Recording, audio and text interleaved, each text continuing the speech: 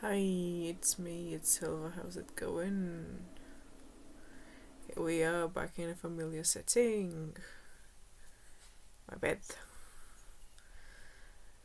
I hope that your week was good. And that the weather is finally getting crispy in the northern hemisphere, at least, as it's supposed to be this time of year. I am a bit ill. Like, I am ill, but I have a cold. So, yeah. If my voice sounds a bit weirder than usual, that's the reason why. Yeah, I actually filmed myself brewing some tea this morning, but the footage is too long, and I did it on my phone, so yeah, that would require editing because it reached the limit of time you can record things on your phone. So I don't know if I'll post anything of that. Maybe I can clip it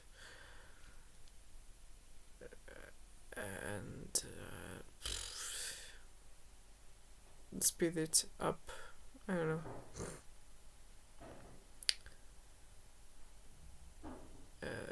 Also, I need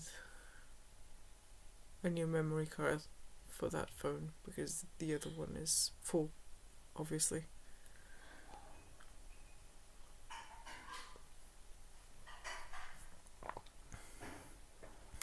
And yeah, this week also took forever to pass, and I haven't looked at the project comments yet.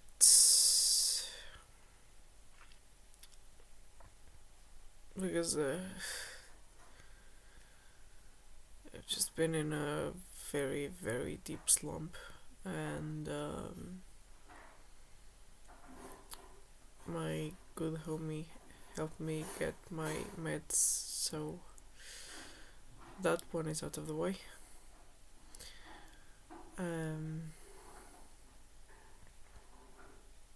I've started taking the vitamins again.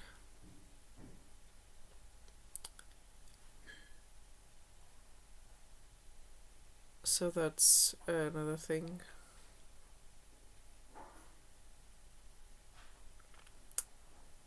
But yeah, I still need to look at those project comments. And yeah, I don't know. Maybe this will be a shorter vlog.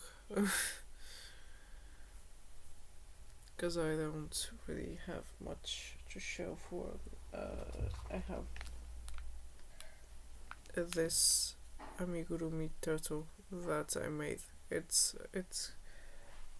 the same pattern as this one, but this one is slightly smaller because it was done with a 2mm hook. I've also been following this old school crochet magazine. Where's the here.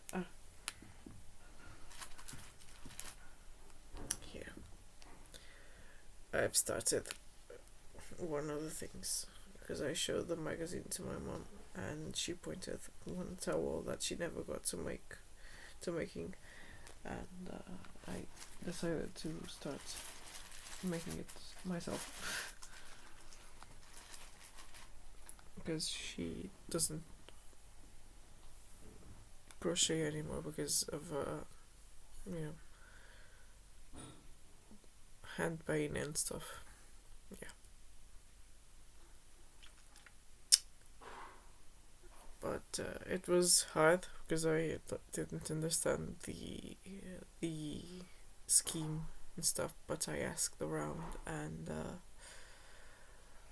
ultimately I managed to do the maths and calculate what I had to do. So yeah, now it's just a matter of patience. Maybe I'll see if I have a 1.5 millimeter hook to try and size up, because the lady at the crafts shop said that it was fine to do that.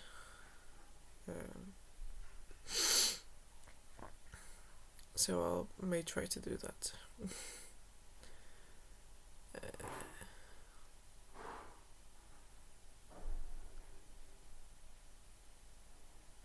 But I've done several rows, so I'm not sure if that would be a good idea.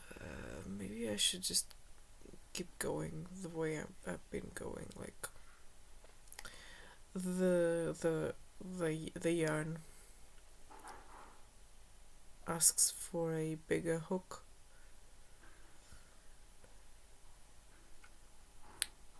but you can use a smaller one. Clearly, it just gets a bit tight.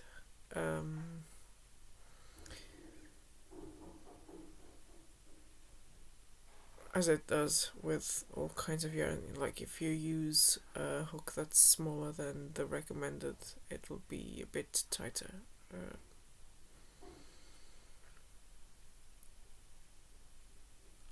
Or looser, I mean, depending on the tension. If you have zero tension, then it'll be a mess.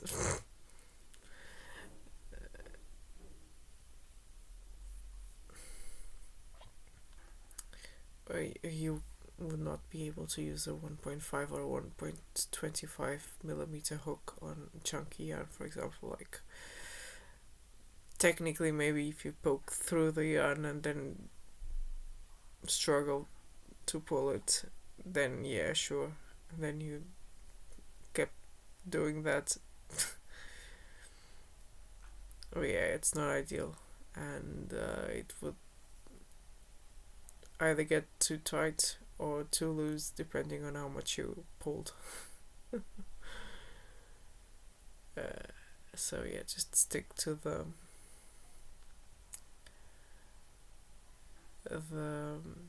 recommended sizes. Like this one is fine. The lady at the shop said that it was fine to use a 1.25.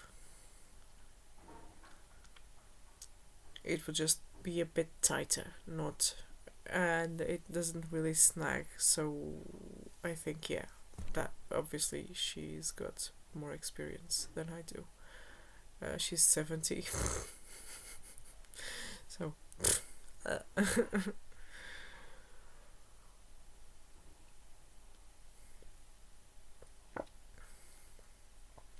and I've been keeping track of the tension.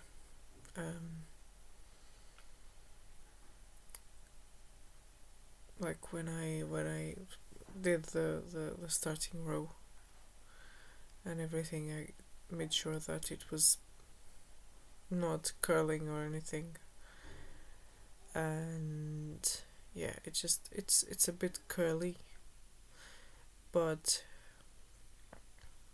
afterwards you just steam it and block it and stuff. Like, yeah, it's cotton, so it's fine to do that.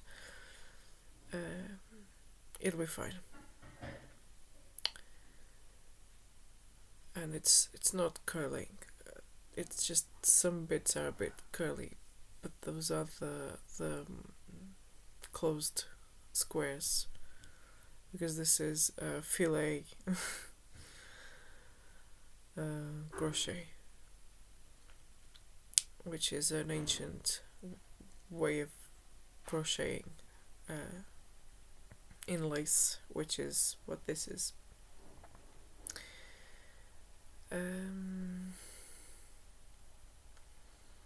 The recommended yarn size was actually bigger, smaller actually, sorry, smaller.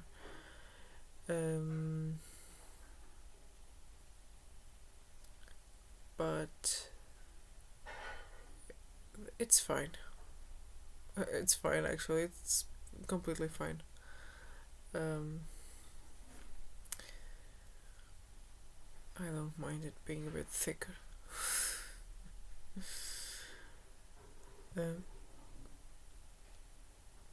And the lady said that it was fine.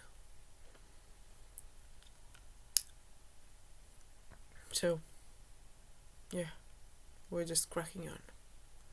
Now it's a matter of pride because I've had to frog it a couple of times. The first one because I didn't count the chains properly, like I had to chain 267 and then do 267 double crochets, US terminology, and then start following the pattern, and that's where things got a bit weird because I didn't know that you had to add one extra double crochet for each 3 that the book said. But when I did the calculations, and I'm really bad at maths, I realized that I did have to do that, and then I kept digging into this filet crochet stuff, and apparently that's what you're supposed to do. But the instructions in this book did not say that. I mean, I think that they just assume that you will know that.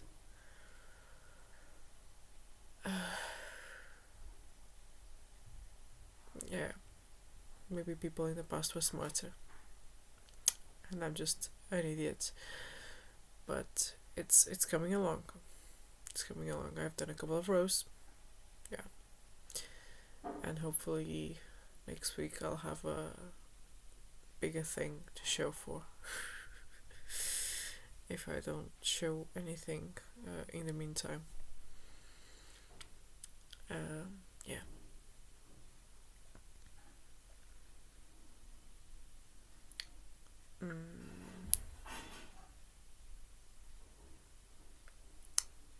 Other than that, I mean, I'm still waiting on responses from this therapy I've been going to, which is actually a support system, and the lady there said that she would put me in contact with someone who does hirings for remote work, which is ideal. Like, I explained my situation and she understood and said that there was this program and stuff, and I'm like, I'm really looking forward to that. I mean, my computer is fine,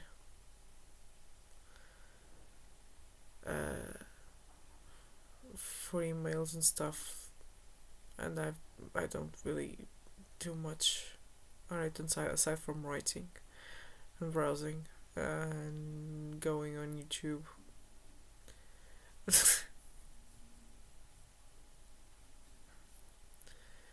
I did a bit of gaming, but it it wasn't really a heavy game, so I think it'll be fine if that goes through. Because I explained that I just, with my social issues and stuff, doing customer service and in-person things, it was just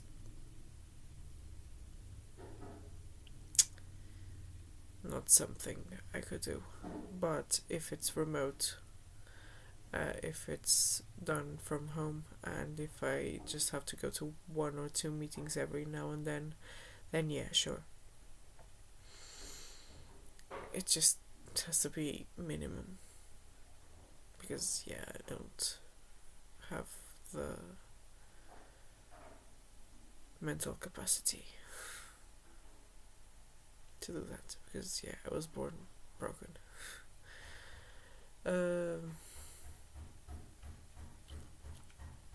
And that's what I've been looking for. Stuff that I can do from home. That's why I've been doing freelance stuff all this time. It hasn't borne many fruits because gigs are very sporadic, and translation,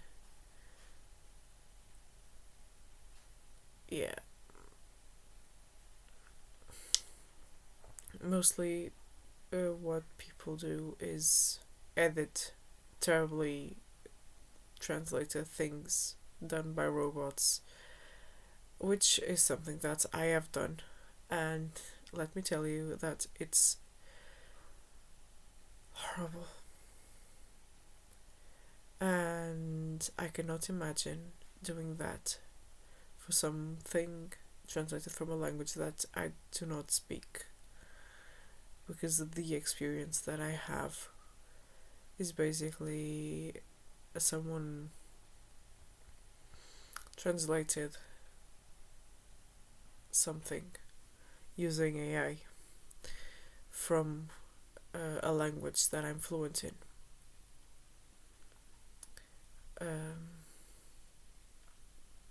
Into English, and then gave it to me to revise, and I thought that they'd written it in English and were just not very good at English.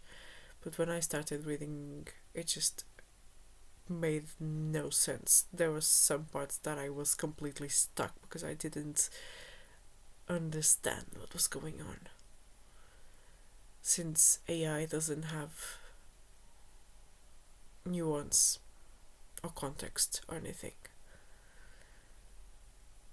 So, for example, I remember one specific thing that it was like a hand going through someone, and I was just, okay, what is going on here? Another thing that stuck out was the way that pronouns were just all over the place, and scalp.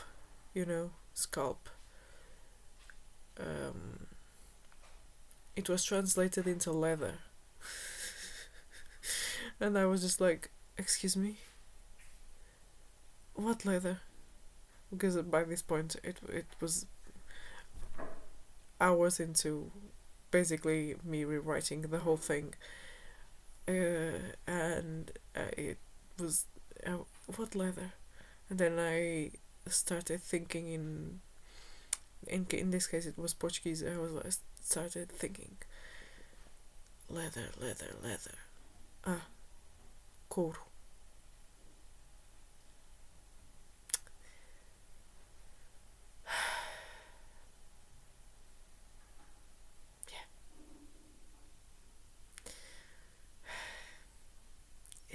It's a homophone.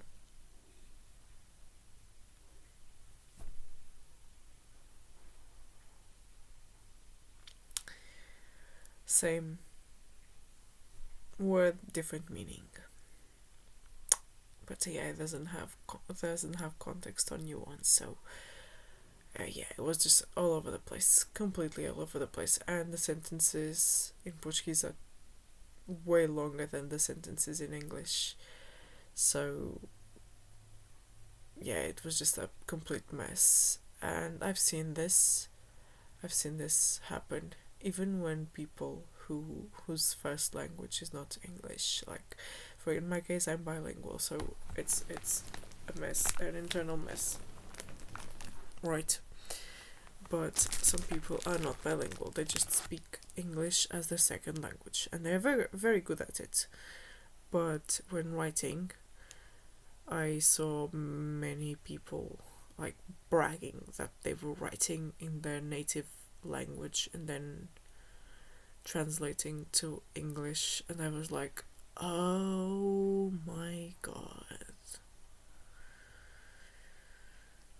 And then I went and read that, and was like, yeah, it shows, because that's something that you don't do. You either write what you know, or you don't, or yeah, just don't do that, because you will inevitably fall into patterns of the native language, and it won't make sense in the target language. And I've experienced this as a bilingual person. When I'm trying to write in either language, sometimes I'll think in one and write in the other, and yeah. It's never like completely lost meaning, it's just the length of the sentences mostly.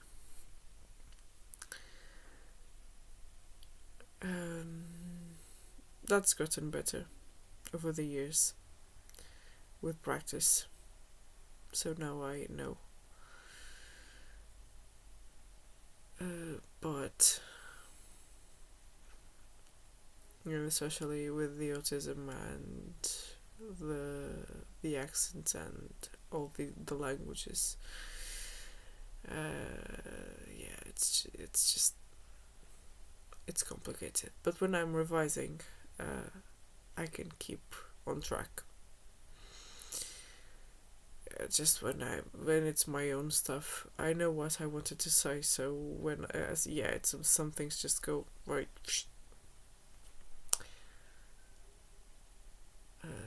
And I'm yapping. It's been 23 minutes of yapping. Okay. And I haven't even finished my coffee.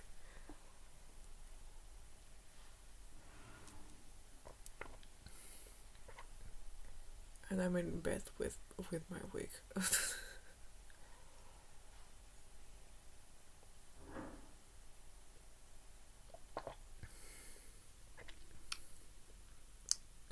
Thanks to the viewer who sends me music. I like the French music. I don't listen to a lot of French music, but I understand French. I don't really speak it. I speak like basic level French. Very basic. I understand a lot more than I speak. But the music was really, really good. The artist is called Elise Delune.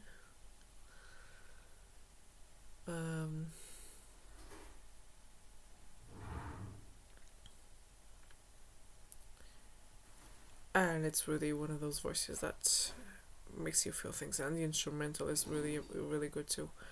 So that's yeah.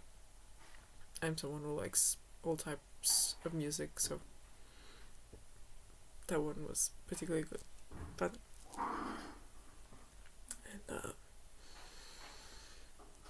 no story, just me yapping about translation and stuff.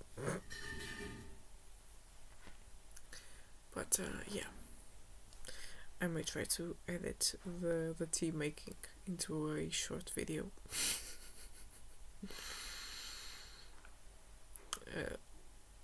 This wig is making me look like a very discount version of the actor from Stranger Things. The who, what's his face?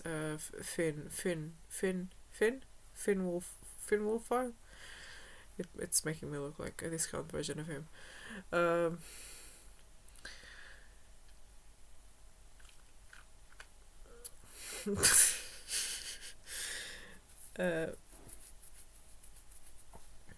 And yeah, just gonna finish this since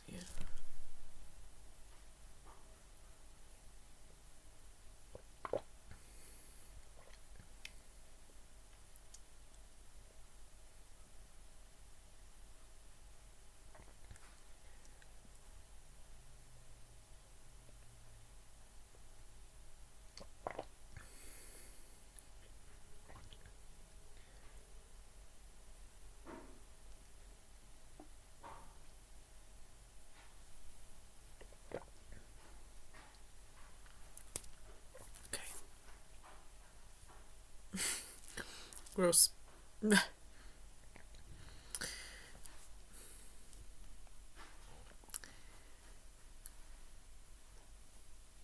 you're still here, thank you.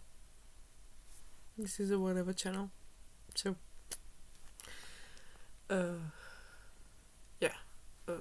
my friend keeps saying that I should try to do things to attract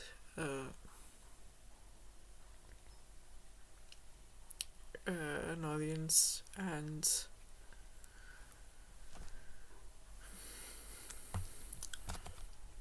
stuff, but I'm like, I don't have anything that other people don't have and can do a lot better than I can. So yeah, I'm not gonna invent anything. I'm not gonna make up drama. I'm not gonna do anything of the sort. This is a vlog channel. I don't know, and even the thing that a lot of people go to, like commenting on stuff and reading stuff, and yeah, for me it would be like, ooh, okay, yikes. And to quote,